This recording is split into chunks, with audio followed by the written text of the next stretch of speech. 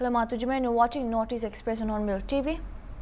As the decision of the Guwahati High Court is awaited, the family members of the three Mar youths who were allegedly killed in a crossfire as per Kachar police under the foothills of Bhuvan on the wee hours of the 17th of July said on Friday evening that they won't accept the dead bodies unless they get justice. Talking to reporters in Marquailim on Friday evening, family members of the deceased said that they will not accept the bodies until a high-level investigation is conducted and the post-mortem done by an independent state other than Assam. Demanding action against the police forces who carried out this alleged extrajudicial killing, the family members of the three Mar youths, Lail Pe Kung Mar, Josha Mar and Lail Gwawe Mar, expressed their full faith in the proceedings of the court and said shall wait for the verdict and orders that comes out of it in the coming days. यही लोग हैं हथियार sir दो हथियार लेके आए एक 40 क्या बोलते हैं 160 हाँ यही है पक्का यही है सर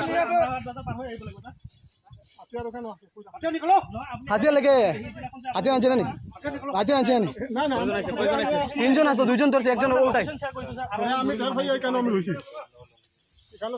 पर अभी कोर्ट पे विश्वास है इसलिए ये लोग पिटीशन फाइल किया हुआ है। कोर्ट ने बोला है कि उनको आज के 26 तक बॉडी को रखने के लिए अभी आज में कोर्ट में हियरिंग हो रहा है। अभी उसमें बोला गया हुआ है कि पोस्टमार्टम रिपोर्ट भी मिलेगा, कोर्ट को दिखा जाएगा, वहाँ पे सबमिट करेगा। So when they submit the postmortem report PM report in the court, according to the postmortem report, if they are not satisfied, maybe if they are not satisfied with the postmortem report, then they will fight with the court for justice, saying that they want another postmortem done by independent body or apart from this state, maybe another outside state, maybe Mizoram, maybe Meghalaya, maybe Nagaland. So they are waiting for the result. So let's hope for the best till evening. For us, the only hope for us is the court, because you can see that the police, nothing has been done against the police till now. If FIR is registered, it will be registered to them only. So our only hope and choice and belief is in the court. So we believe and hope that there will be justice served to us through the court. Acting on the basis of intelligence of the presence of arms and ammunition at the hideouts of the armed miscreants operating in the fringe and vulnerable areas of Hill and Valley districts of Manipur, joint team from the state and central forces carried out search operations during the past 24 hours and recovered huge cache of arms, ammunitions, explosives and warlike stores in different sensitive locations of the state, including Kakching, Kangkokpi and Churachandpur districts. No arrests were, however, made in the joint search operations. The seized weapons and warlike stores were handed over to the concerned police stations for further legal actions, police report said.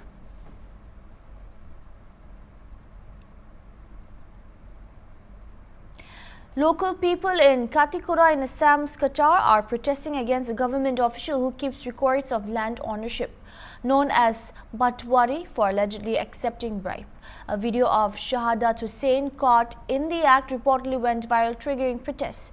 Protesters submitted a memorandum to the circle officer of Katikura, Robert Taylor, demanding the arrest of the accused.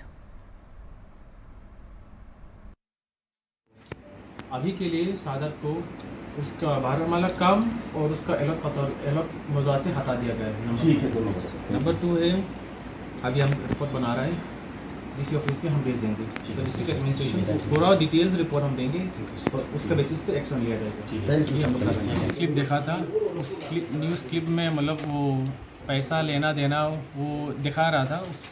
तो आज मैं inquiry कर रहा हूँ, inquiry करके report बना के मैं डीसी ऑफिस में भेज दूँगा। तब तक के लिए ये जो सादत पतौरी है, भारतमाला काम और उसका मौजा से उसको हमने हटा दिया गया है। तो ये तो बात बहुत दिन से चल रही है। मैंने बोला है आज मैं पूरा इंक्वायरी करके एक डिटेल रिपोर्ट बना के मैं डीसी साहब को मैं जमा कर दूँगा।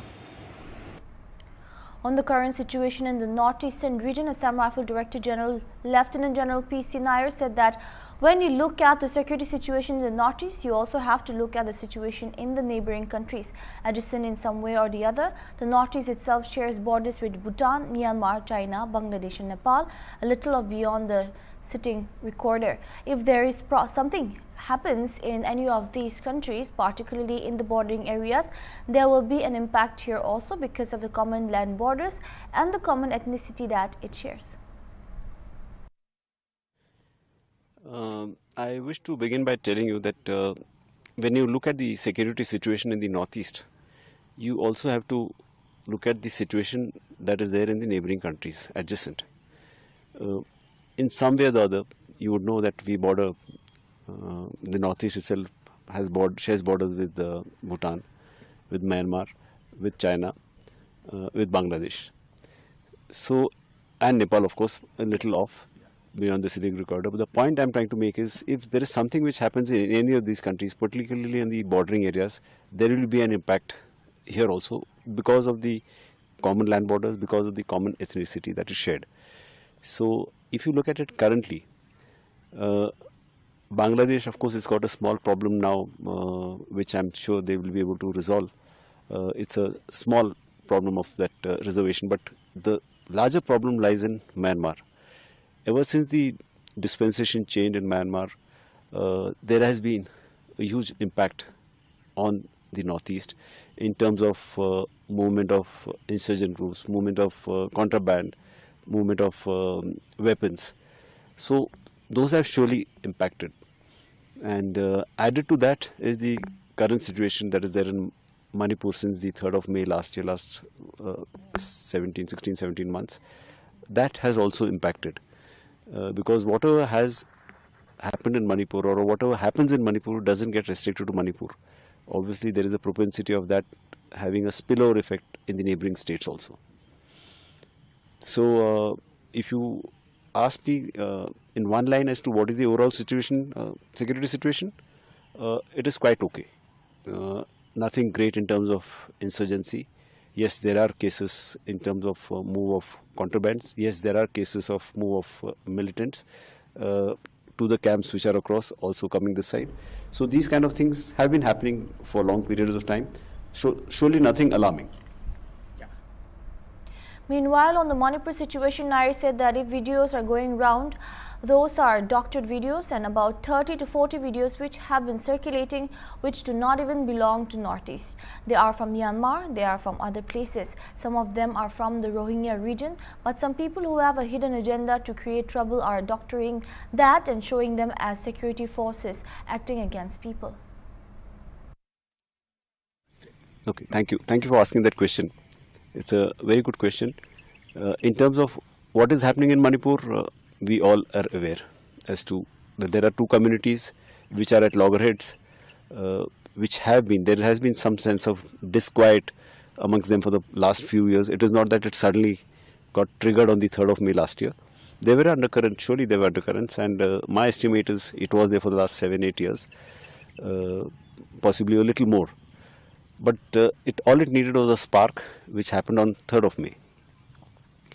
So at the time that this incident happened on the 3rd of May, Assam Rifles was the first force to get deployed. Immediately, more than 100 columns of ours got deployed. A day or two later, the Indian Army columns also came in additionally. It got built up to about 140, 150 columns. And then you have the other paramilitary forces and the CAPFs also coming in. The point I wish to highlight is, from the first day, that is from the 3rd of May itself, Assam Rifle has maintained an absolutely neutral stand. So all these narratives that have been coming are all agenda driven. In fact, it makes me laugh when I read some of these stupid reports that come. Assam Rifle is favoring one community, not favoring the other. These are nothing but rumors, falsehood, preposterous. I think that is the right word. I've been using this word often. There is no background to this, and I can substantiate with statistics. If I count the number of weapons that we have confiscated today, they are more from the cookie dominated areas. If I talk of bunkers being destroyed, again more of them have been destroyed in the cookie dominated areas. The only soldier of Assam Rifle who has got who was killed in action was in a cookie area. Similarly, if I look at how many people have been caught, apprehended, again most of them are the cookies. So to call us being biased towards a particular community is wrong, is absolutely wrong. Let me put it this way. Look at my force, Northeast Centric Force. Large number of our people are from the Northeast, are soldiers, and in Northeast, within the Northeast, the maximum of course are from Assam, but the second maximum highest are from Manipur. And when I say Manipur, we have soldiers from both the communities. You know for a fact that today the minds of both the communities are very polarized in Manipur. They are at loggerheads, and I hope this is just a temporary phase. But if we try to be partial to one community at the cost of others, you think our soldiers will take it? Will there not be any mutiny in my force? Has anything of that happened in the last 17 months? No, nothing of this kind has happened. So to all those people who have been raising these allegations, let me tell them, please come to any of my battalions and meet any of the people from both these communities. Ask them, and they will tell you that what Assam Rifle is doing is absolutely neutral, not being partisan at all. It has never been the case. We have never been partisan. Why should we be? You look at me. My maximum service has been in Manipur. I mean, I love Manipur. I have a great degree of love for Manipur. My thesis on PhD is also about Manipur. I spent my younger days in Manipur. So why should I, or for anybody in my force for that matter, be partial to a particular community? It is rubbish. It is absolutely rubbish. After a series of successes in induced breeding of locally grown Métis saring Walaguatu, the newly hatched saring seeds attain a sizable growth of 12.7 centimeters, which is equivalent to 5 inches within a period of 20 days. Being astonished at the rapid rate of growth, the saring seeds local saring breeders Lai Mujam Tinamani Singh of Tenta Konyo in Thobal district said achieving the maiden success in breeding and amazing growth rate have relieved him from the tension of the uncertainties of survival of seeds. He also expressed that he has been always confined to his farm ponds for 24/7, overseeing the growth progress of new saring babies and preparing for a second round of breeding. Dinamani opined that he attached spiritual elements in growing and breeding of Métis saring. The rituals of breeding saring fish is very complicated, as no success is achievable if hatchery processes is taken up during the Yam Mangpa, a Manipuri ritual which connotes birth or death of a dear one in the family or relative within the clan.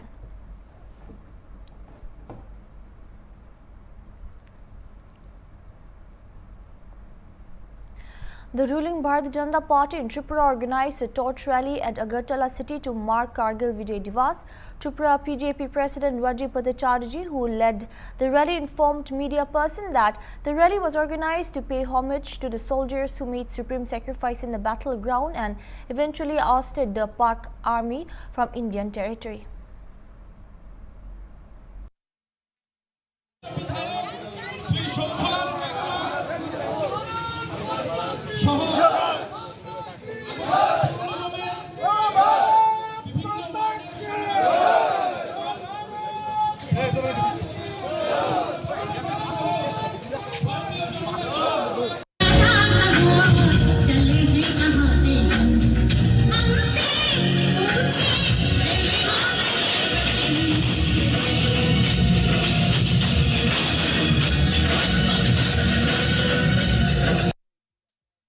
Kargil বিজয় দিবস আমরা সবাই জানি যে কার্গিল আমাদের যেই মাতৃভূমি, সেই মাতৃভূমিকে পাক সৈন্যরা একটা সময় দখল করে নিয়েছিল।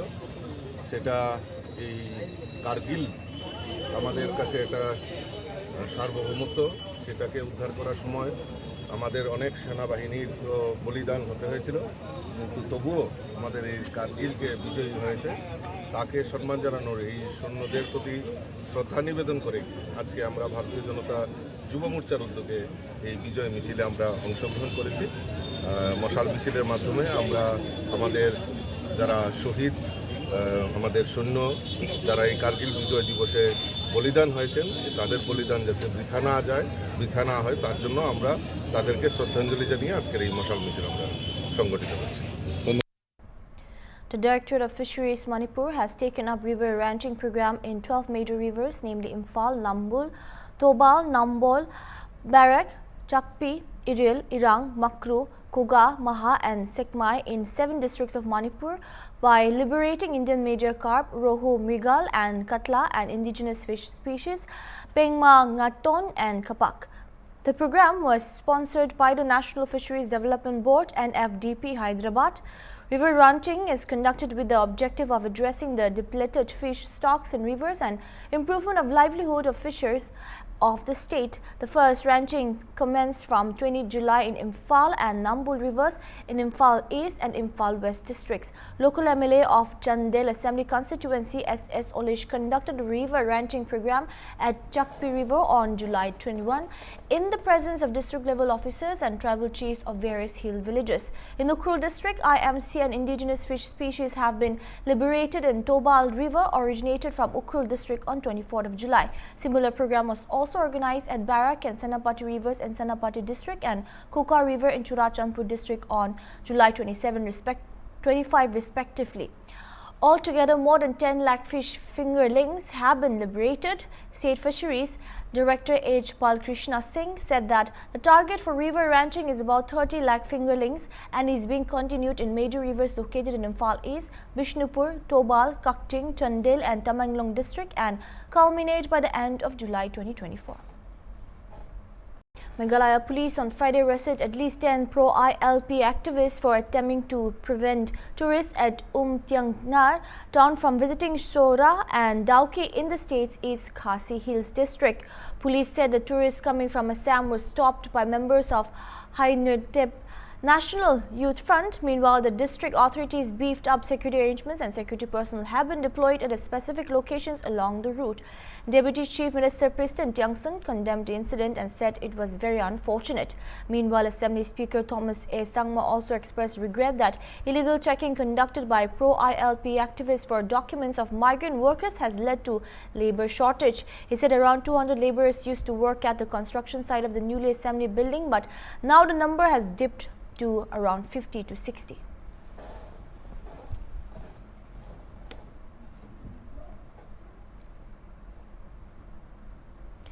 A woman allegedly killed her husband after striking him with a machete multiple times on Friday evening at Burunga Gao Panchayat area under Kalain of Katikura constituency of Kachar district in Assam. The woman, Subarna Sinha, reportedly committed the crime following a heated argument with her husband, Sujal. The body of the deceased was recovered from the edge of their house and was rushed to Bigrampur Ramkal Block Primary Health Center in Sonapur but was declared dead. Meanwhile, the Bihara police outpost team reached the spot and picked up Subarna Sinha for further interrogation and sent the dead body of Sajal Sinha to Silta Medical College and Hospital for post-mortem.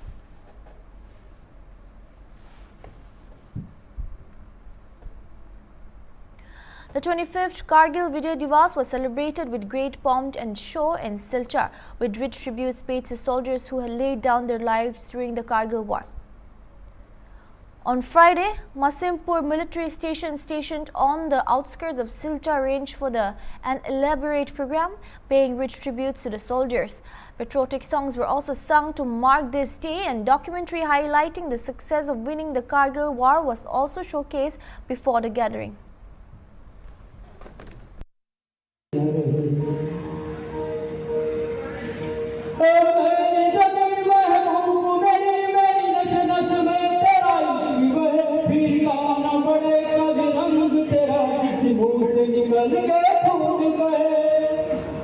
जो height थी वो 18,000 feet की height थी।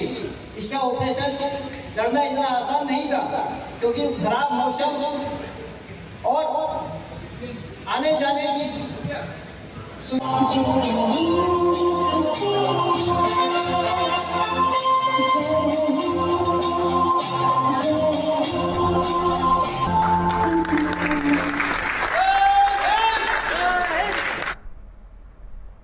Bye for now. Keep watching Hornbill TV.